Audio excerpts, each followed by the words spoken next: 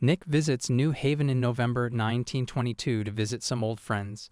Tom, now playing polo, Daisy, still married to him, though now she is carrying on an affair with another man, and George, whom everyone calls Goose because he does everything slowly and painfully. The three discuss their future plans. Although they all seem like promising young people with bright futures ahead of them, Nick notices a sense of hopelessness hanging over them, especially around Tom. Tom believes his life will be wasted without sports or business, which he considers two of the most important parts of a person's life.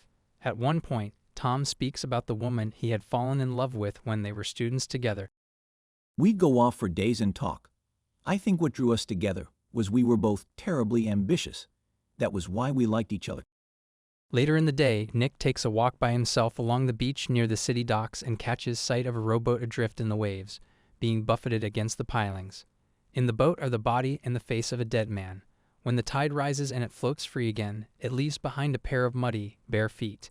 He recognizes the dead man as Great Gatsby, an obscure millionaire who owns a large estate on the nearby Bay Island called the Valley of Ashes, where he hosts extravagant parties attended by famous guests. Nick returns to his home in West Egg and writes a letter to Daisy. He later meets her at a party at Tom's house. She reveals that she has been unfaithful to Tom, but that she still loves him. George tenderly slides out from underneath the couch and stumbles up to greet them. Everyone greets Goose warmly as though nothing had happened except for Tom, who watches with jealousy as Daisy affectionately pats Goose. Later, while the two men argue, Tom demands to know how long this has been going on between his wife and Goose, which gives everyone else the opportunity to tell the story about their encounter on the New Haven beach. Afterward, Goose suddenly decides he is leaving the party early and announces to everyone present, "I'm not really like you guys.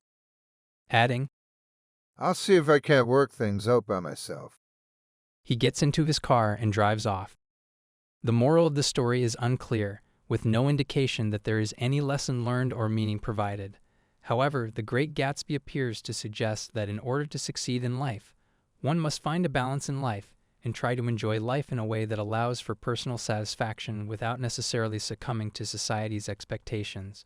While Nick understands all too well what a failure it would be to live a life that does not match societal norms, Daisy finds such ideals meaningless. Instead, she tries desperately to make Tom happy so that she might receive love in return.